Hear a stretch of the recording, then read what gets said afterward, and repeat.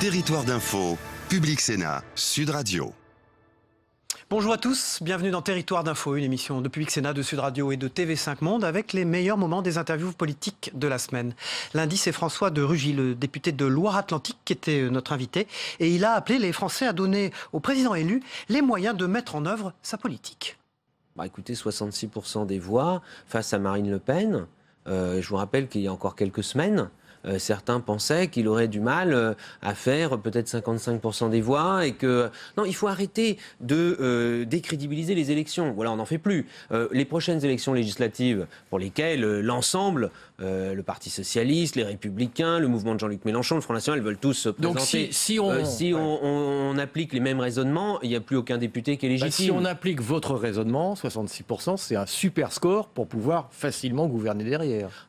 Alors, moi, je dis aussi qu'il faut être évidemment humble face à plusieurs choses. D'abord, nous n'avons pas oublié les résultats du premier tour. Emmanuel Macron était en tête, près d'un Français sur 4 avait voté pour lui, mais il y a évidemment beaucoup de Françaises et de Français qui avaient voté pour un autre candidat, qui ont voté pour lui, on le sait bien, pas spécialement par adhésion à son projet, mais pour éviter que Marine Le Pen soit à l'Élysée, et tant mieux. Mais je rappelle qu'à chaque élection, vous savez que François Hollande, un électeur sur deux de François Hollande avait voté pour lui au deuxième tour pour éviter que Nicolas Sarkozy soit président de la République. Et puis, en revanche, il faut tirer les leçons de cela, et notamment de ce qui s'est passé en 2002. À l'époque, Jacques Chirac, réélu président de la République dans un tout autre contexte, avec un score d'ailleurs beaucoup plus large, et bien ensuite, il s'est replié uniquement sur son parti, l'UMP, et il a fait une politique de droite sans tenir compte de ce qui avait été au premier. Comment rassembler ? Qu'est-ce que vous attendez comme geste ? Nous continuons dans la même voie que celle qui a été ouverte depuis le début par Emmanuel Macron en créant le mouvement En Marche. C'est-à-dire le renouvellement. Nous allons présenter aux élections législatives des candidats. Oui, mais qu'est-ce que ça veut dire, le renouvellement ? Parce que justement, la moitié des candidats, ce sera leur première candidature. Ça va changer. Je vous dis qu'à l'Assemblée nationale, ça n'a jamais été le cas. Et puis, le rassemblement.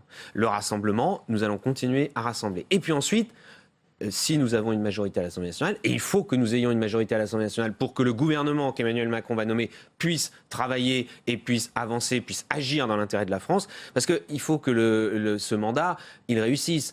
S'il y a des gens qui veulent jouer la politique du pire, qui préféreraient que ce soit un échec, on se retrouvera dans 5 ans avec une situation où on aura de nouveau des votes extrêmes, et je crois que personne ne le souhaite. Nous souhaitons redonner espoir et confiance aux Français dans la France et dans leur avenir. Sur la question du renouvellement, comment faites-vous ? Parce que la grande question de ce quinquennat, c'est justement de faire émerger une nouvelle génération de politiques derrière Emmanuel Macron. Bon, ça va être compliqué, on le voit. Il y a déjà des questions sur la façon de concocter un gouvernement. Donc, est-ce que vous pensez qu'il va avoir cette capacité à générer une nouvelle force politique ? Oui. Et de quelle façon ? Oui, parce que c'est à la source de la création du mouvement En Marche. Et vous savez, quand Emmanuel Macron se présente à l'élection présidentielle, en quelque sorte... Mais on voit qu'En Marche, on va pouvoir être En Marche et garder son étiquette Parti non, mais socialiste, ça, c'est les histoires de politique politicienne. Moi, je vais vous dire une chose simple. On a fait une proposition, et c'est Emmanuel Macron qui a fait une proposition aux Français, d'une offre politique nouvelle, de recomposition politique, où on sort des logiques de blocs de gauche et de droite structurées par, à gauche, le Parti Socialiste, à droite, les Républicains. On fait une offre de recomposition et de renouvellement politique. Les Français s'en saisissent.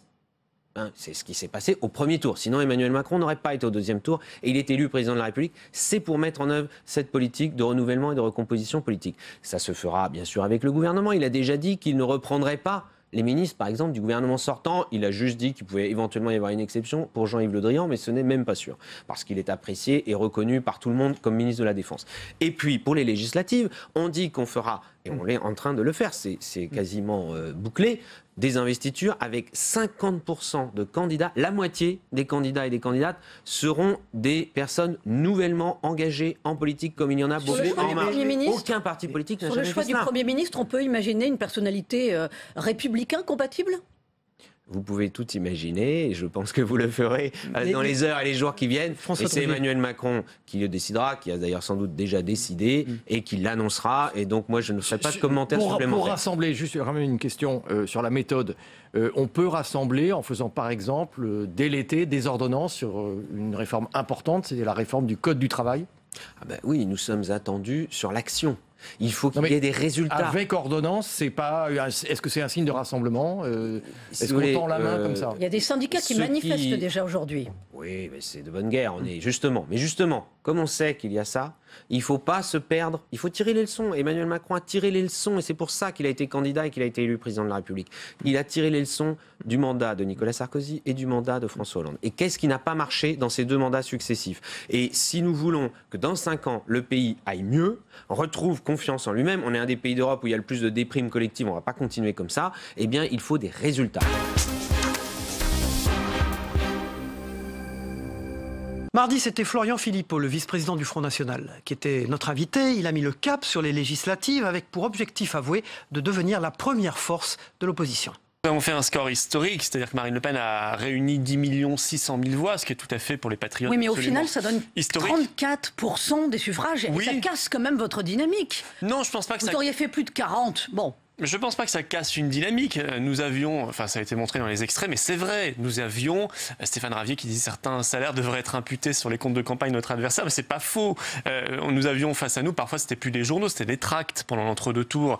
Et je parle pas des appels à voter, parfois illégaux de certains maires qui utilisaient les papiers en tête, de certains présidents d'université, etc. On avait un système coalisé, c'est normal, il défendait ses intérêts qui ne sont pas ceux de la France. Dans la moitié des villes, Florian Philippot, où vous avez un maire Front National, les gens ont voté pour Emmanuel Macron. Oui, mais les logiques sont parfois un peu différentes. Il y a aussi plus de 9000 communes de France où nous sommes arrivés à plus de 50%. Il y a 45 circonscriptions législatives, on est arrivé à plus de 50%. 150 autres, on a fait entre 40 et 50%.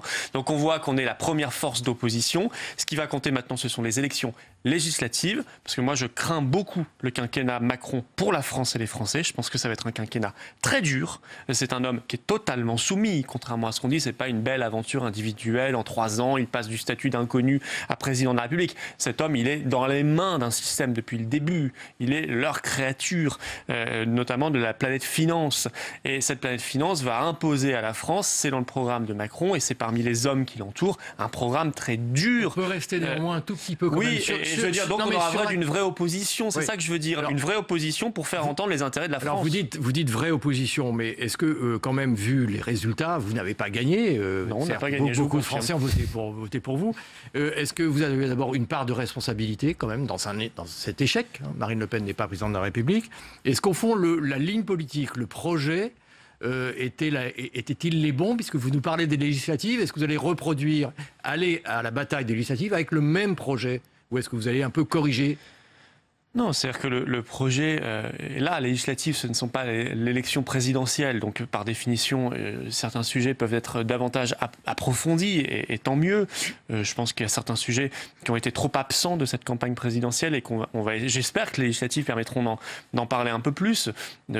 Par exemple, la question de l'école, par exemple, la question de la santé, qu'il faudrait qu'on traite davantage. C'est un peu une forme d'autocritique? Non, mais je veux dire, bien sûr qu'on peut toujours dire on peut faire mieux, on aurait pu faire mieux, etc. Bien sûr. Et dans tous les camps. Mais il y a de l'amertume dans votre camp, Florian Philippot. Moi, je n'ai pas d'amertume du tout, je vous le dis vraiment. Non, mais certains ont de l'amertume et remettent directement en cause votre ligne, votre influence sur Marine Le Pen.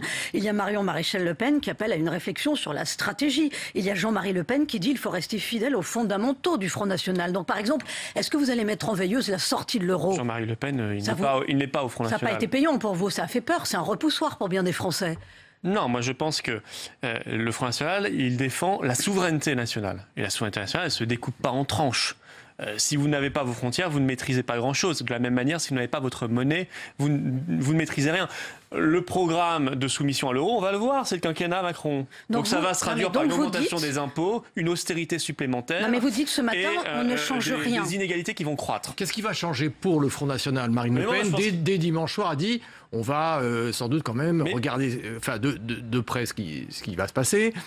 Peut-être qu'on va changer de nom. Est-ce que vous nous le confirmez ce matin ou pas? Oui, Marine Le Pen a annoncé on va faire émerger une nouvelle force politique, bien sûr. Vous savez, pendant cette élection, on a consolidé, on fait monter plus haut que jamais la représentation des patriotes. On a fait même mieux que cela, on a fait tomber un tabou, celui de l'alliance. On a fait la première alliance qui était inédite avec Debout la France. Non, mais si vous voulez parti qui reste indépendant d'ailleurs de Nicolas Dupont-Aignan. Non, mais pour l'instant, on en est là et c'est une première avec un parti qui reste indépendant, mais c'est une belle alliance et j'espère qu'elle va se poursuivre, j'en suis persuadé. Et si vous voulez, maintenant on va aller vers une force politique plus rassembleuse, c'est ce qu'a annoncé Marine Le Pen, donc oui, on va le faire. Est-ce que ce sera le même nom? Non, s'il y a une nouvelle force politique, on ne va pas l'appeler de l'ancien nom, ça n'aurait pas de sens. Mercredi, Nadine Morano était notre invitée. La députée européenne LR a émis des doutes sur ce plateau quant à la capacité du président élu à ressouder le pays. J'ai du mal à y croire parce que Emmanuel Macron a bénéficié de circonstances. Il a gagné cette élection présidentielle, mais en même temps, il ne peut pas être auréolé d'un statut de vainqueur, parce que vous le savez bien. Oui, il a gagné, mais de quelle manière? Quand vous regardez le nombre de votes blancs et nuls, qui a été multiplié par 2 depuis 2012, donc plus de 4 millions de personnes qui ont voté blanc ou nul. Quand vous voyez le score du Front National, de Marine Le Pen, qui atteint près de 11 millions, quand vous voyez le score aussi des abstentionnistes, record là aussi, plus de 12 millions, en fait vous vous apercevez que ce résultat cumulé d'abstentionnistes, de vote blanc et nul, et de ceux qui se sont tournés vers un vote de désespoir, parce que la grande majorité de ceux qui ont voté pour Marine Le Pen ne veulent pas Marine Le Pen au pouvoir, eh bien sont plus nombreux que ceux qui ont voté pour Emmanuel Macron. Donc vous avez raison. Ça veut dire qu'il ne peut pas recoller les morceaux. Est totalement fracturé. Et aujourd'hui, je vois un responsable d'un mouvement politique, En Marche, qui essaye de se valoriser, étant de droite et de gauche, mais c'est totalement inexact. Il est président maintenant. Quand vous voyez Monsieur Ferrand, 37 ans de Parti Socialiste, la nouvelle Madame Barbarou, nouvelle présidente d'En Marche. Par intérim. Oui, 42 ans de Parti Socialiste. En fait, tout ça est vraiment le masque du Parti Socialiste. Emmanuel Macron est socialiste. Macron est de gauche. Profondément de gauche. Alors il essaye de casser le Parti Socialiste, en quoi, au regard des investitures qu'il ne veut d'ailleurs pas donner à certains membres du Parti Socialiste qui s'en réclament, il essaye de casser le Parti Socialiste, en quoi il y parvient assez facilement. Il voudrait aussi casser les Républicains. Là, je pense qu'il aura vraiment beaucoup plus de mal, parce que, contrairement à ce qu'il pense, en voulant, vous savez, c'est arrivé seul vers le Louvre, souhaitant incarner à la mise en scène son professeur, quelques heures avant, une heure avant, disait sur TF1 son professeur de collège, qu'il le voyait en acteur de théâtre, et donc vous avez vu Gérard Philippe du 21e siècle. J'ai dit, là, franchement, il avait beaucoup appris. La mise en scène est parfaite. François Mitterrand... Le décor digne d'un Donald Cardwell. Et donc, François Mitterrand disait que c'était Dieu. On disait que c'était Dieu, François Mitterrand. Là, c'est qui? Je pense que d'avoir choisi le Louvre est un signe, c'est-à-dire que il se souhaite un peu en monarque de cette République, sauf que nous sommes dans un régime parlementaire. Un roi, c'est ce que vous voulez dire? Écoutez, c'est arrivé au Louvre seul.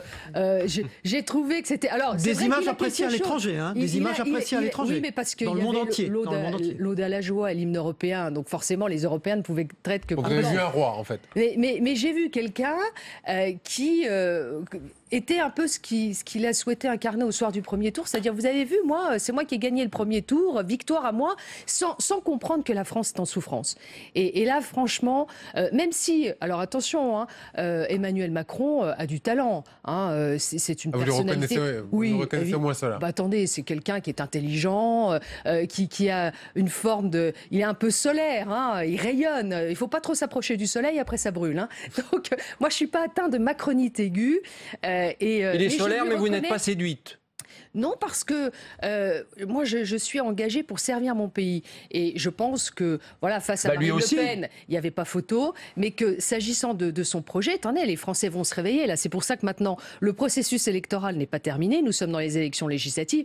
Avec M. Macron, l'augmentation d'1,7 de la CSG, vous allez voir les fonctionnaires qui vont perdre au moins en moyenne pour un revenu de 2 000 euros. Et la baisse des charges, juste une chose quand même. Non, mais là, il faut dire les choses. Il a aussi promis la baisse des charges sur les salaires. Et quand on compare l'augmentation de la CSG et la baisse des charges sur les salaires, ça fait quand même une augmentation de salaire au final. Non, oui, mais regardez pour les fonctionnaires qui ne payent pas de cotisation chômage, regardez, faites le calcul, avec 1,7 de CSG en plus, pour un revenu net de 2 000 euros, c'est une perte de 500 euros par an. Il propose la suppression pour 80% des Français de la taxe d'habitation, et en même temps, il augmente la taxe sur le diesel. Tous ceux qui vivent en milieu rural vont devoir subir ça. Alors, on parle déjà de la France des oubliés. Regardez comment a voté la France. La France des campagnes, des territoires ruraux, qui n'en peuvent plus de se sentir délaissés, vont être les premiers attaqués par Emmanuel Macron. Donc nous aurons, nous, à combattre son projet et à gagner cette majorité absolue à l'Assemblée nationale. Et vous proposez Michael aujourd'hui Zabès. 10% de baisse d'impôts, retour sur la défiscalisation des heures supplémentaires, exit la baisse de la TVA, exit quoi, tout le programme de François Fillon. Nous n'augmentons pas la Exit TVA. le programme de François Fillon. Ça, nous avions dit que nous partirions aux élections législatives avec un programme différent de celui de notre candidat qui, je pense, est aussi en partie responsable de la défaite. Il n'y a pas eu que les affaires.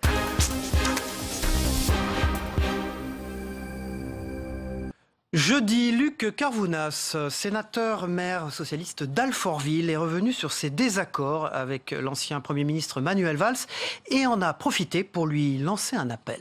En tous les cas, sur le fond politique, nous sommes dans une divergence profonde. Je suis attaché au Parti socialiste, à l'Union de la gauche, je le disais en début de cette émission. Lui a une autre vision stratégique, c'est son choix, je la respecte.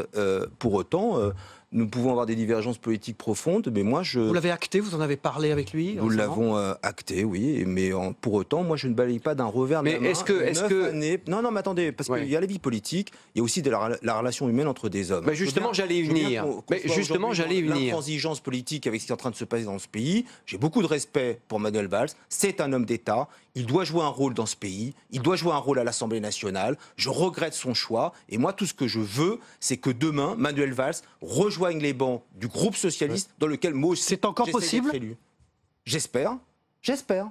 Pourtant, il y a une mesure d'exclusion contre lui au Parti socialiste. Est-ce que ça peut aller au bout ou est-ce que vous demandez un peu d'indulgence? Moi, tout ce que je veux vous dire ce matin, s'il nous écoute, Manuel, tu es mon ami et ta place, elle est à nos côtés dans la maison des socialistes.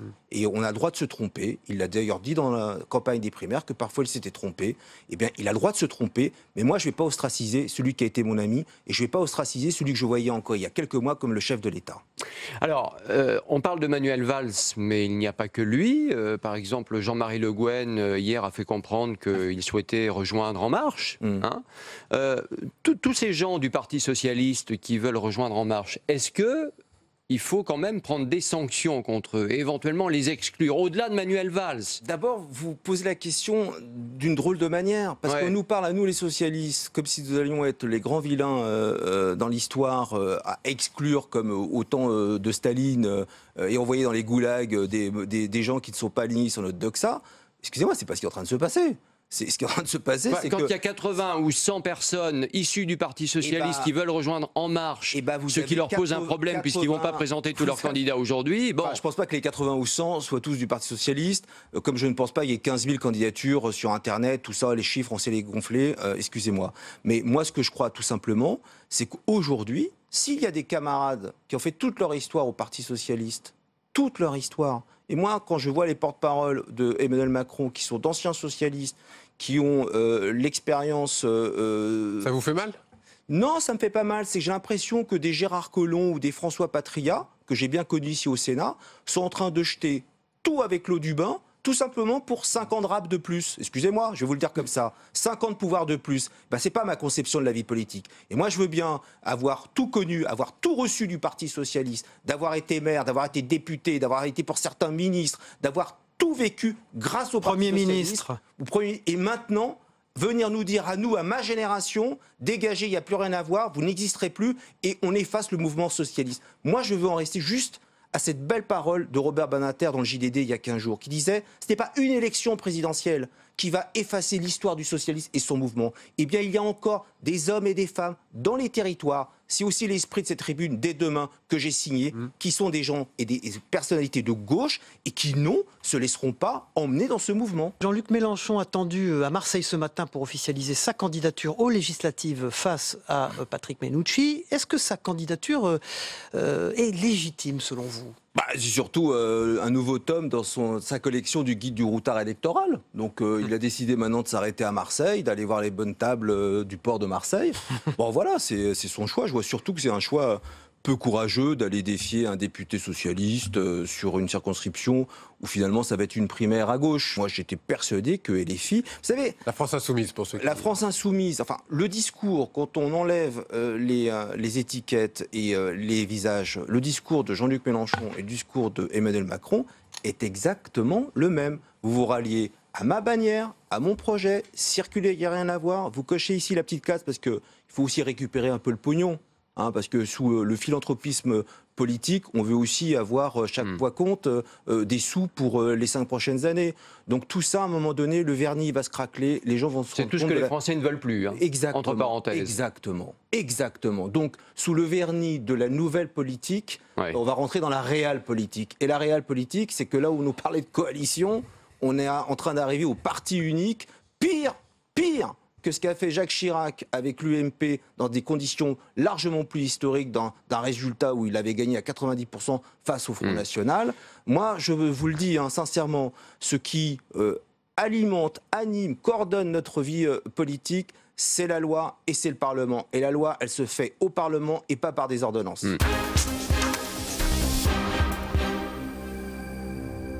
François Bayrou ne donne pas son assentiment à la liste des investitures proposées au MoDem par La République En Marche. Arnaud Leroy, vendredi, le porte-parole d'Emmanuel Macron sur ce plateau, a réagi à ce couac et réaffirmé qu'il n'y a jamais eu d'accord d'appareil. Depuis le début, ça a été clair. Ça a été clair là-dessus. Et pourquoi là, c'est pas clair ? Qu'il n'y aurait pas d'accord d'appareil. Donc ça, c'était la ligne depuis le départ. Parce qu'on fait différemment. On ne va pas, parce que Emmanuel Macron a été élu président de la République la semaine dernière, reprendre certaines vieilles habitudes. Donc on travaille. L'idée, c'est de faire émerger des nouvelles candidatures.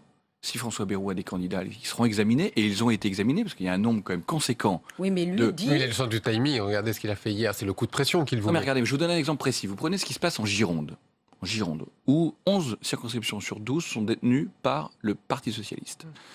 2 investitures sont données à des personnes proches du MoDem, voire adhérentes du MoDem, et une à un ancien député PS. Donc vous voyez, et ça on peut le multiplier pas mal de territoires. On parle du cas de François Bayrou. Une promesse de 90 circonscriptions visiblement il y a quelques mois ou quelques semaines, et puis il se retrouve avec très peu finalement au final. Et il ne pouvait pas dire ça. Vous pouvez pas dire ça, et je pense qu'il peut largement constituer un groupe, s'il veut constituer un groupe, François Bayrou. Et vous me dites 90, moi je ne sais pas d'où vient ce chiffre, et depuis hier soir j'entends 120 moi. Donc vous voyez, en une nuit, on a baissé de 30. Alors quel jeu François Bayrou là ? Écoutez, il joue, je ne sais pas quel jeu il joue, je vois simplement qu'il veut instaurer un dialogue, que nous on est favorable à ce dialogue, Emmanuel Macron fera les consultations nécessaires. Je crois que ça a déjà commencé, déjà hier soir, et on trouvera une solution. Donc la porte est ouverte encore. On a toujours trouvé des solutions. On a toujours travaillé dans la transparence. Je pense que c'est ça aussi la différence avec M. Barouin. Cette question-là est importante. Nous, on a fait ça en transparence. On a mis une commission nationale d'investiture, 19 000 candidatures. On a permis à de nombreuses personnes de pouvoir tenter de devenir députés. Et vous le voyez dans les choix qui ont été faits. On va continuer de la sorte. Il reste 135 circonscriptions à pourvoir.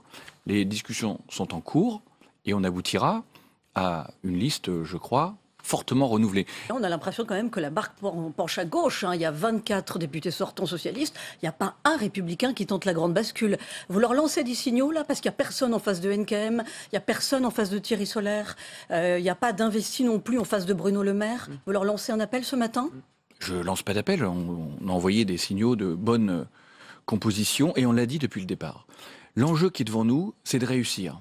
Donc vous avez à droite des personnes qui veulent empêcher le président, qui maquille un programme, parce que moi je ne sais pas ce que François Bayrou propose. Soi-disant, le programme de François Fillon était essentiel pour sauver la France, et d'un seul coup, il est passé, on le jette à la benne aux ordures pour proposer quelque chose. Il y a ceux qui veulent travailler avec Emmanuel Macron, et il y a ceux qui ne veulent pas, c'est ce que vous dites. Je pense que vous l'avez constaté vous-même. C'est mieux quand vous le dites. Voilà, je vous le dis. Donc il y a deux groupes, il y a des personnes qui disent, nous on veut appuyer le président, quitte en gardant une identité républicaine, au sens partidaire du terme, et ceux qui disent non, il faut l'empêcher pour se préparer pour 2022. La question, elle est là. La responsabilité politique devant le pays. Peut-on se permettre d'avoir un quinquennat... Donc après avoir fait exploser la gauche, vous voulez exploser la droite. On n'explose rien, on propose une alternative, et les Français sont sensibles à ça parce qu'ils ont choisi Emmanuel Macron comme président de la République. Le cas de Manuel Valls, donc, qui n'est pas investi par La République En Marche, mais contre lequel le parti ne présente pas de candidat... Est-ce comment on peut dire, la moins mauvaise des solutions ? Écoutez, c'est une solution républicaine, voilà. On a un ancien Premier Il ministre. fallait ménager un ancien Premier ministre? C'est quoi le message? Le message, c'est que c'est quelqu'un qui compte quand même dans notre paysage politique et qu'il n'y avait pas de volonté d'humiliation, de mépris, de faire battre. Est-ce qu'un Premier ministre issu des Républicains a du sens pour vous? Écoutez, ça fait partie des options. Voilà, comme d'autres. À titre personnel, vous le souhaiteriez? Moi, j'ai pas à avoir d'avis personnel là-dessus. C'est le président de la République. Il faut qu'on ait quelqu'un de confiance. Il faut qu'on ait un tandem. Vous êtes un marcheur historique maintenant. À titre personnel, en tant que marcheur historique, vous est-ce que c'est quelque chose? Non, mais marcheur historique, ça marcheur vous plaît. historique, ça fait un Ça vous an. plaît comme c'est vrai. C'est un titre. Comment dire? Moi, j'ai pas de.